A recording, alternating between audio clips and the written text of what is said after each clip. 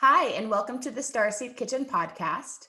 I'm your host, Chef Whitney Aronoff, and today I have the pleasure of speaking with Anna Svedberg.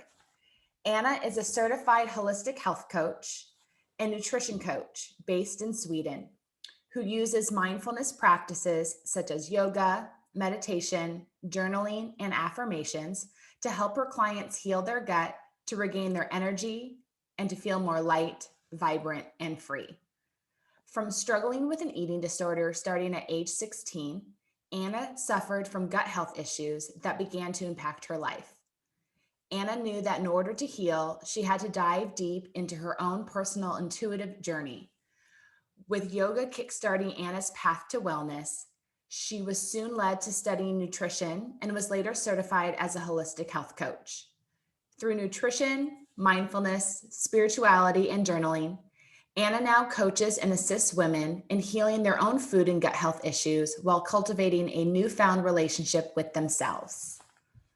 Well, welcome, Anna, to the podcast. Thank you. Thank you for that beautiful introduction as well. Absolutely. Well, this is such a great connection that we've made because we believe in the same principles of well-being, that it's more than just food and it's more than just our thoughts and how we move our body. It's a big combination. So Totally. I'm so excited to hear that other people are on the same wavelength throughout the world. It's a great time and a great opportunity to shift. It really is. I couldn't agree more. So tell me briefly about your background and a little more about what you're doing right now as a holistic health coach. Yeah, absolutely. So I'll start where kind of my own healing journey started. And as you mentioned also in the introduction, for me it started like I developed an eating disorder when I was around 16.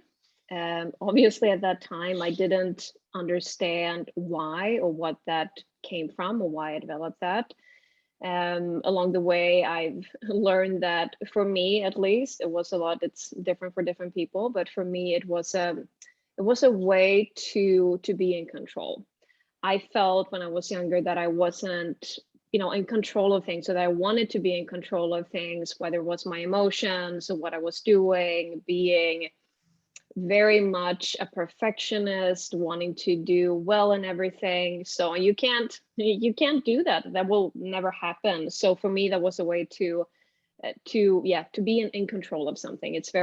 Food is one of the things that you can easily control. So that I choose to kind of, my way of controlling things was through food. But also for me, when I was younger, I didn't have a space where I could actually express my emotions fully. And also when that builds up in the body, it's then you also try to find ways of, okay, I'm feeling this way again. How can I find something that comforts me? And that could be either that you're eating or not eating. So again, kind of going back to that control around food. So, and it was a lot, my eating disorder was a lot of like not eating. And then I also had a period where I kind of, worked out excessively and, didn't eat a lot then either. But it was always, food was very much in the center of what was actually controlling my way of living. And then I think the shift, and I can't remember exactly what happened, but I think somewhere in my heart I just felt that like I can't do this anymore. Like I need to find a way out of this. And then for some reason then I came across yoga. So that was really the gateway into my own healing journey. It wasn't overnight, but that was really the gateway into it. And yoga is still a very big part of my life. But I think I got very connected to yoga because that was a place where I got very connected to my body. I could ground myself in my body and being present in my body as well, really getting to know myself. And I think through yoga, I was also introduced to, meditation, but also meeting people in the health and wellness space. So it just, created a lot of new connections around that as well. but that was really the gateway into my own healing journey. And then of course, when you start to work on your relationship with yourself, then also the relationship with food starts to heal as well. So it was a journey, but that's where it started. And that's also where my passion also started for helping others who are especially dealing with a poor relationship with food, but also because I had also developed gut health issues as a result of that. Like when you're not eating, you will develop gut health issues as a result of that as well. And I know how much energy that can take up, and how also overwhelming it can be to deal with gut health issues on a daily basis. So, when I started to, get into my healing journey and started to feel a lot better, I was just like, this is something that I want to help others with. Like, you shouldn't have to feel like you're trapped in your body, or that you're controlled by food, or whatever it might be. It's you're here to to feel healthy and good in your body. So that's really where my passion for helping others started. Thank you for sharing that. So, where did you turn to when you decided that you wanted to go back to school and learn more about nutrition and food and become a holistic health coach? Where did you go to school and how did you find it? Yeah, so it was actually through a friend of mine. So I knew that because she's a holistic health coach as well. So I actually asked her, I was like, where where did you go? Where did you study? I feel like that's always a good way to get advice on where to educate yourself. So it was a school in Switzerland that I did online. It's called the International Institute of Naturopathy. So it was actually through her, and I knew that she had loved that education, and it felt like a good fit. So that's where I went. Did you find that that program touched on traditional foods of the area of Europe that you're in? So I don't think it actually went into that in detail, like specifically, especially in Sweden. It wasn't focused on that, and not so much like traditional foods in Europe. I think it was more like a global approach. But yeah, to answer your question, it didn't go into to that. So, what are the traditional foods of Sweden? I'm Yeah. very curious. Yes. And whenever I get this question, I'm always like, oh, what are our traditional foods? But I would say, also for me growing up, like a lot of food that we had, everything from, meatballs. I think that's very Swedish. If you go to IKEA anywhere in the world, they will have meatballs. So that's very traditional, like sausages or fish, like very, I would say it's very simple foods that are traditional foods here, but like meat and fish, yeah, and sausages, I would say it's quite traditional here. Are there fermented foods or yogurts or cheeses um, that are traditional that people have in their diets, or I would say used to? Because it's really interesting with the way foods are now. You Yeah, can say meatballs are traditional, but most people are eating like microwavable or prepackaged meatballs versus traditional meatballs that were handmade that maybe used organ meats that really totally. were healthy. So Yeah. I'm curious, what are maybe some of the other foods that that used to be traditional that people just don't even think of anymore, or now you can really only get them in a more commercial processed way? Yeah, that's a good, but yeah, it's probably also, yeah, cheese is probably one of them for sure. But I think also, as you say, in general, with meatballs, for example, it's really moved away from, kind of you're getting homemade meatballs at your grandmother's place to it being Yeah. more of the, yeah, packed or processed stuff. Like everything, I think in general, because everything is moving so much more quickly nowadays. We want convenience. So I think everything from that, but also thinking about rice or pasta, whatever it might be, that a lot of things are processed today, or things are added into it, if it's sugar or oil, or so I feel like in general things are just more processed and things are added to things as well. It's the same here in Sweden for sure.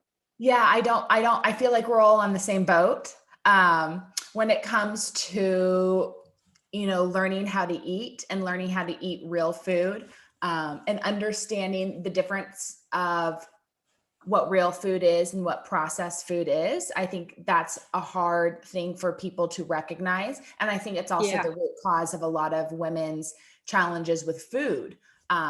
Because, you think you're eating something that's good for you, but your body is showing you inflammation, or you're getting an upset stomach and you don't understand why, because you see right. so and so over there eating the same thing, and they're skinny and beautiful. Why am I not having the same results when I eat that food? Totally. So when you get new clients, what are the questions that they're often asking you? Do you find that there is a consistent pattern of the type of questions that they're all reaching out to you for? Yeah, that's a good question. I think a lot of, especially because I've mainly worked with, especially women, with gut health issues, or it's the relationship with food, but usually these two also go hand in hand, because when you do develop gut health issues, a lot of women that I've seen, at least, you develop fear around food because you don't know like what is causing my gut health issues. Like, is it this food? And then you start to eliminate foods and it becomes this fear around food. So I feel like those two really kind of go hand in hand. But in terms of questions that I usually get, or when women in the past have come to me with these things, it's I feel like I've tried everything and I have no idea what to eat anymore. Like, I don't know what to do. I feel like I have tried a lot of different things, but I'm just at a stage right now where I'm so confused about what to do. So I think it's usually that stage where I meet people. It's that confusion. It's like, what do I actually do now? Yeah. And so how do you have them start filling their home up with food and restocking their pantry and helping them listen to their gut or follow their intuition on what they're really hungry for? Yeah, and I always also tell people like it's so important to find the root cause. I mean, for especially with gut health issues, to understand like where does it come from? I think that the most common thing is stress. Like gut health issues are triggered by stress, but it can definitely be food. It can also be triggered by that. It can also be triggered by antibiotics. If you've been taking antibiotics for extended period of time, that can also trigger gut health issues. So it's also important to also dive into where it comes from. Let's say if it's food related, then yes, then we can start looking at, okay, what kind of food changes do we need to make? Has it been mostly very processed foods, sugary foods up until now? Like, how can we start to slowly implement new types of foods like whole foods and start to remove the more processed and the sugary foods? But I always say making it a slow process. It doesn't make sense to throw everything out and then bring in all the vegetables and fruits and fiber, because that's just going to overload the gut. Then you Yeah. feel like you're just getting more gut issues because your gut is like, hey, I am not used to all this fiber that you're getting from the plant foods. That's great when you're actually healing your gut. So you want to start slow, and also for your own sake, so it doesn't feel like this super big transformation that you're doing. But if it's more stress related, it's important to look at that aspect, because then you can't just fix things then with food. Then you might just feel like you're changing your food habits, you're switching out all your foods, and then you're like, hey, nothing is happening. So then it's more looking at your lifestyle, where is that stress from? Is it work? Is it a relationship? Where is that coming from? So it's really getting to the root cause of the issue. How do you assess a client's stress, and how do you help them see places that they're creating that essentially internal and external inflammation? Yeah, great question. So I always say, I mean, it's a lot about self-awareness and starting to, actually ask yourself questions. And I always say, like, there's so much magic in stillness and taking some time in stillness so you can actually start to ask yourself questions. Like, what am I doing right now? Like, what is it that is actually bringing me stress? Is it something at work? Am I happy at work? Is it like something related there? It could be the amount of work. Is it someone at work that is stressing me out? Is it that I'm saying, yes to too many things? If it's work, events, social things, whatever it might be, start to ask yourself questions like, what in my life right now am I feeling is stressful? Is it that I'm not setting boundaries? Again, that kind of goes back to the saying yes to too many things, but kind of seeing, just taking inventory of your life and your lifestyle, and you'll start to see then like what is actually causing you stress. So when I work with people, you kind of get a lot of insights from that when you start to just taking a moment for yourself. When and do you ever introduce Swedish bitters into your clients' lifestyle or habits to support digestive health? Is that something Yeah. that is a trend or still talked about?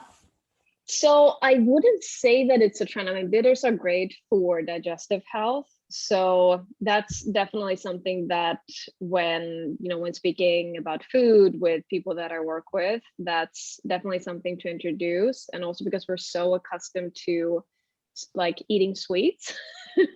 So also eating bitters can sometimes feel like, if you're not used to that, it feels like a lot, but it's great for digestive health. So, but I always, like, for me, it's also important when I do work with people, so to, I mean, just experiment with things, try that. But if it doesn't feel like that works for you, then just skip it. It's the same. I have a lot of people asking me about like celery juice, for example, which is, it could be amazing, but I'm also like, if it doesn't feel like it works for you, if it, I've had, clients that get nausea from it, and I'm just like, then you don't need to do anything. Yeah. There are no magic foods to solve things. But to answer your question around the bitters, it's not something that I like proactively suggest clients to introduce, but it's definitely good for gut health. Yeah. Are there any food trends or healthy food trends that are happening in your area right now that you're having to really educate your clients on so they don't jump on board too much? Like, celery juice Mm, or green juice in general can be great and beneficial sometimes. It's hydrating to the body, hydrating to the colon, but not, it's a lot of work. It's a lot of waste of food. It's yeah. if you're not using quality ingredients, you're getting concentrated pesticides, herbicides, insecticides. Like it's not necessarily the holy grail. So I feel like there's constant education to people that, just because you see a healthy food trend doesn't mean that's what you're supposed to eat every day for the rest of your life. you know? Exactly. Um, Totally. so are there food trends that are popular where you are right now that you're really having to kind of coach your clients on, saying, maybe that's something that's a treat and not an everyday lifestyle? Yeah. I haven't seen any, I mean, now in Sweden, I haven't seen any kind of new trends popping up, but I think usually also when I have worked with people, like for example, with juices, I mean, that's something also that usually comes in like new flavors and new ways, that's quite trendy and in general. But that's something I feel like a lot of people that I do work with don't have the knowledge that juicing is not like always the best. So because then you don't have the fiber anymore in it. So juices can seem very healthy. Obviously, if you use vegetables and it's more green, that's better. But if it's purely fruit, then it's pretty much just sugar. You still get the vitamins and nutrients, but it's really like a sugar rush for the body. So Yeah. that's like one of the things that you should also mention, because I think especially when people come to me, they don't know that, and that's fair enough because it's been like demonstrated to be a very healthy thing. Yes. Are there any particular habits that are hard for clients to shift when they are wanting to get healthier or heal their gut? But, there's always a few little stubborn habits that are hard to give up that are usually more Yeah, like emotional. Yeah. they are. They're definitely more emotional. And I've had a few where it's like, oh, I don't want to give up this or going to that bakery or this specific. It's usually sugary stuff or very processed things, or it might be like a favorite fast food place, but it's like you say, it's very emotionally connected a lot of the times. But I also say that if you have a place or a cafe, a place where you love to go and you go there once a week, like do that. It's not like you have to give up everything. That's not what it's about. But yeah, that's usually the hardest stuff to give up are the sweet stuff. What do you think the emotional root cause is that's causing so many people to crave the sweets? Mm, I think because it's such a comforting thing with sweets. Like it's very comforting when you eat it, and also because it's very addictive. It's almost like it has the same like reward effect that certain drugs have. So there's no wonder that when you start to eat sugar, you get addicted to it, and it's hard to give up because you get that same kind of reward system in the brain gets lit up from it. So I think actually that's one of the reasons why it's hard for people to give up sugary things, and it just in the moment it gives a really really nice feeling. Well, it's springtime right now. Is there anything in Mm. particular that you're really drawn to or enjoying incorporating into your diet or lifestyle because of the particular season? Yeah, good question. So for me, I think also when it gets warm, and also I mean during when it gets closer to summer, like for me, just automatically lighter foods.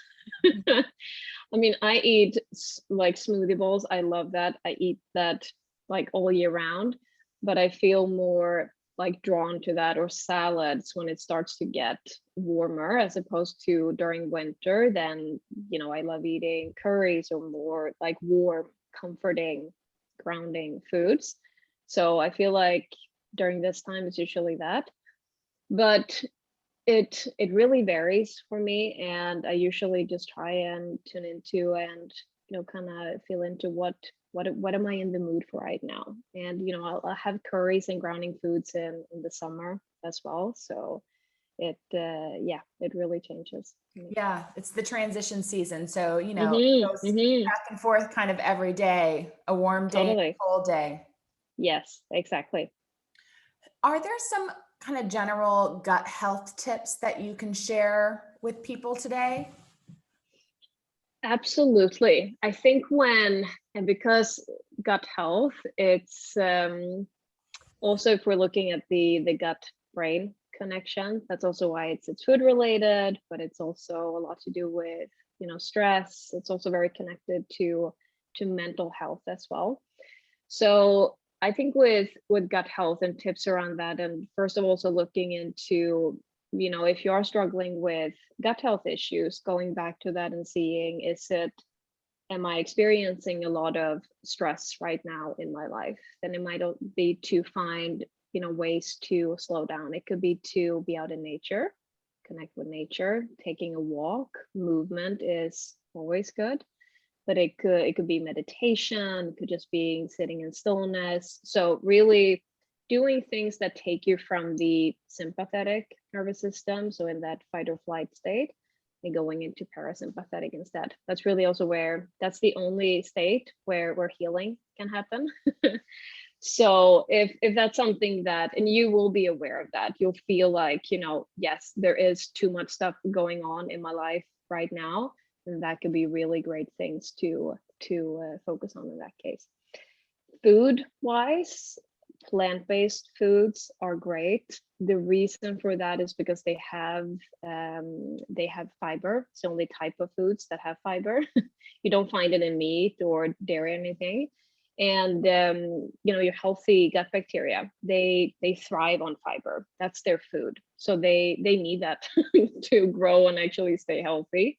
So that's very straightforward in terms of, if you want to focus on food and experimenting with that, get some new like plant-based foods in. That could be experimenting with new colors or textures. It could be, vegetables, fruits, nuts, seeds, anything that you want to try, but also get more variety into the foods that you're eating. How do we keep our gut and digestive system happy and healthy when we're traveling, when our stress is going up? The foods that we usually eat that we know work with our system aren't necessarily available. What tips do you share with your clients when you know they're going to be traveling? Yeah, that's a great question. And remember, I don't travel so much anymore, but I used to. And then like going to Bali, or if I went to the States, which are pretty long flights from here. And I could also always feel it in my gut that you feel a change, just be the time difference, and you're just getting out of it a little bit. But one thing that I do, I always bring my own snacks and as much like food as I can. Just to have that. I try to avoid the food that's served on flights. So I would say that, like, bring your own foods. I also bring my own tea, like herbal Mhm. teas, or just things that I like that you can't if you're on a really long flight.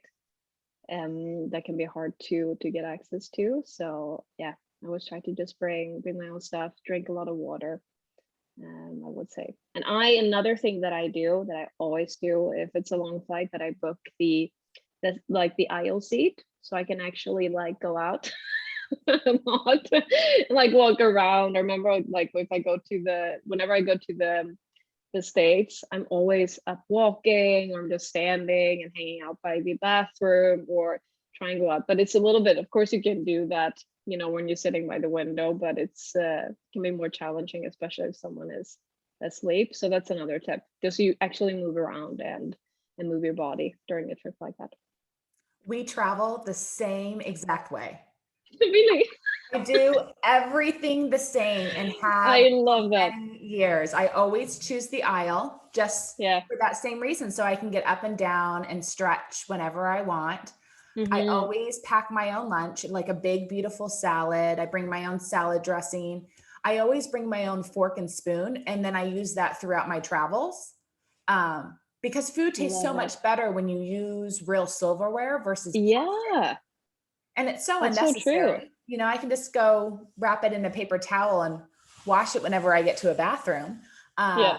and I do. I bring my own snacks. Carrots stay really well in your purse. I pack an apple or any fruit that's really easy to travel with, because it's so nice to have it in your bag when you wake up in the morning on a flight. Or, I'm not trying to tell you to do anything illegal, but you Right. tend to be able to walk out of the airport with your apple and have it when you're ready for breakfast. Exactly. Yeah, I do the same. Yeah. I love So, that. it just makes all the difference, and for me, it helps remove some of the stress.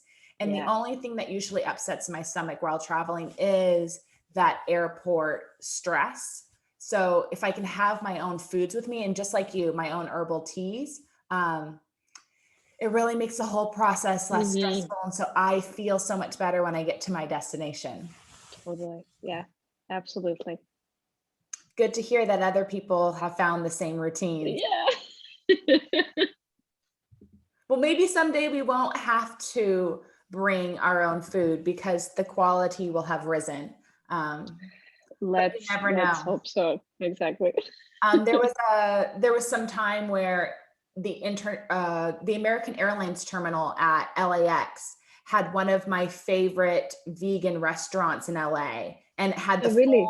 the full juice bar. And a green juice or bone broth or soup, that's what I want when I'm on a flight. Yeah. You want something that's really easy on the digestive system, that's hydrating. And for me, I especially want something hot and warm. So it's so great that there was that restaurant at the airport terminal. Yeah, I can imagine. Yeah, I hope more things like that open up for people who are traveling. Yes, absolutely. Absolutely. So I wanted to jump and just touch a little bit on intuitive eating a little bit further. Um, Yeah. what what is your definition of intuitive eating? Yeah. I think when it comes to intuitive eating, it's really learning, what foods do actually make me feel good? Like what is right for me? It's so, I mean, today also there are so many different diets, ways of doing things. It's more like how do I eat to take care of my body in the best way possible? How do I get the most energy? And again, when do I feel the best? And also intuitive eating, it's never really about the food. That's not really where it starts. It starts with the relationship that you have with yourself. 'Cause usually that's when it's very easy to use food as a way to, if it's, as I mentioned with my eating disorder, then it was a way to control things, or if you haven't had a space to express your emotions.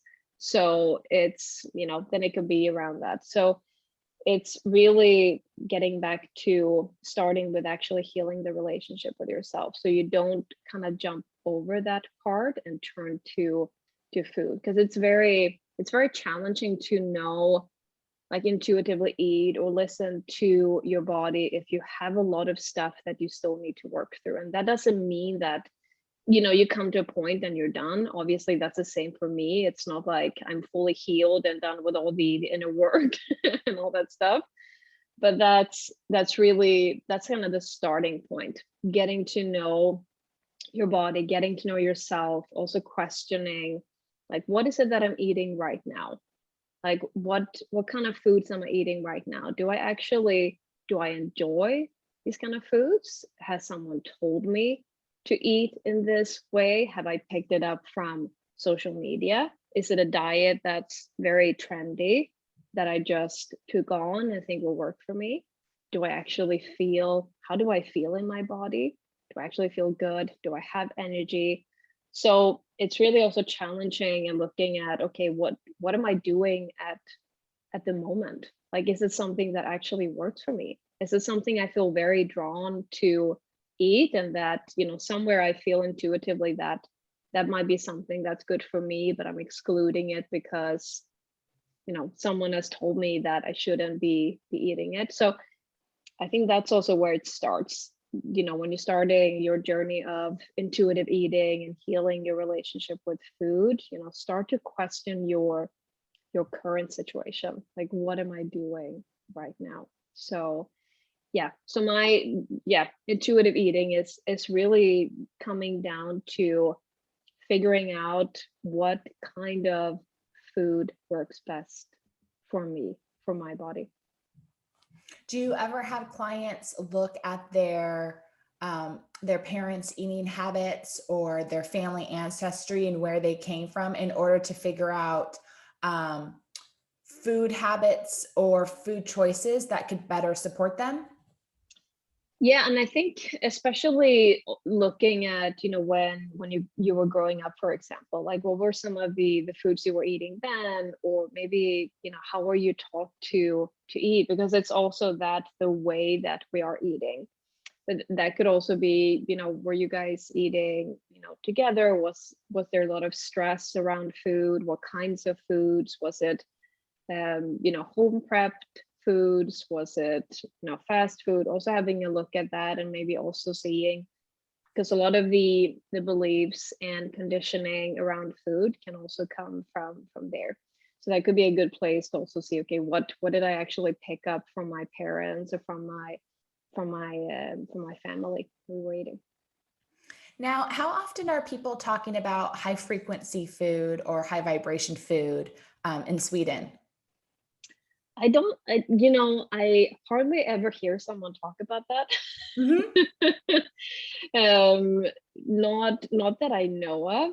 I do talk about that, but I don't think it's really, that common, or at least I don't hear a lot of people talk about high vibrational foods. What does that mean to you when you hear those terms? So for me, and in terms of also high frequency living, it really, for me, it comes down to, living in a way that's authentic to you, like getting or being in that journey of connecting back to yourself. It's, living in having joy and love and ease, or working towards getting more of that into your life. That doesn't mean that it's light and love and everything is good all the time. It's not about that at all, but it's, also implementing more of that, integrating more of those feelings and looking at how do I want to live my life, and also breaking, like, disrupting thought patterns. What have I been taught to believe about ways of living, or how to, be whatever it might be. Like for me personally, when I grew up, it was really about, doing really well in school, and, being rewarded for being, the kind of good girl, and being very, everything is organized, perfect, good.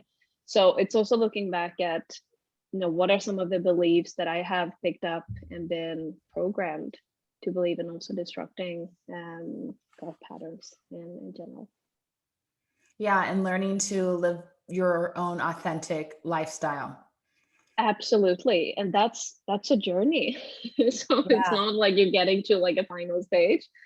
But I think, more when I think that's also really the key of just looking at relationship with food, working your way towards getting to that, learning about yourself. Who am I? What is my truth? How do I want to live life, and letting go of things. There are so many things from society and family and everywhere, and just tuning that out and actually listening to how do I want to live my life. Well, I really like your definition of high vibration living. Really Cool. like it. Awesome. The authentic self is the greatest journey right now with all Yeah. the noise around us. So thank you for sharing that. Yeah, absolutely. Well, as we wrap up, are there any other kind of health or food tips you want to share with us? Is there anything that you've been exploring or learning in the health and wellness zone that is really piquing your interest at this time? So, good question. I don't think I have any specific foods. I think for me, something that I personally believe in and that I like is keeping also things simple. Like going back to whole foods as much as possible, like not eating processed stuff, but also keeping it simple. I think we, again, going back to like diet culture, there are so many different ways of eating, but that can be very stressful if we start to, tuning into all the different ways of doing things. I think it's just going back to the basics, keeping it very simple. And, also if you've had a certain way of eating, like I was a vegan for like 3 years, but then I just had a period, or like a day where I just felt I really want to eat eggs again. And then I just did that, because it's also, wouldn't say dangerous, but not keeping to a certain label if you've tried something for some time and that has worked. But if you feel called to try something new that you haven't done, then listen to that. Your body will also tell you, like the body is so intelligent, it wants to be healthy, it wants to be in balance, so it will tell you when something is off. And then it's all obviously great to also take support if you need that. But just going back to the basics, it doesn't have to be too complicated. And when should someone turn to a health coach or a holistic health coach to support their journey of improving their gut health or just feeling better in their body? Yeah, I mean, I think at any time, I feel like it's also so easy to turn to someone when something is, has gone too far. You might have started to feel something, and then you wait until the pain is excruciating, or you're having just a lot of intense symptoms. I don't think you need to wait. It can also be as a preventative way.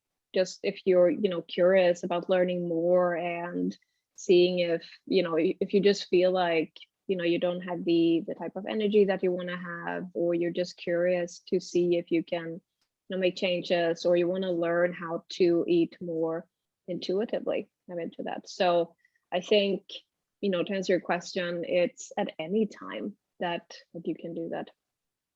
Well, Anna, where can people learn more about you, connect with you, and learn from you? Yeah, so I think the best place where I am the most is on Instagram. It's Nourished with Anna, and then I have the podcast that is also just launching now, and that's also Nourished with Anna. So I'm Nourished with Anna everywhere. Perfect. And then what about on Yes, YouTube as well? I know you have a lot of videos there. yes. So on there, it's I think you find me as Anna Svedberg on there. Okay. Yes. Well, perfect. Thank you so much for your time today, and Thank you for having appreciate me. you chatting with me all the way from Sweden, and Yeah. enjoy this beautiful spring transition. Thank you so much, Whitney. Thank you so much for having me. My pleasure. Take Thank care. you. You too. Bye.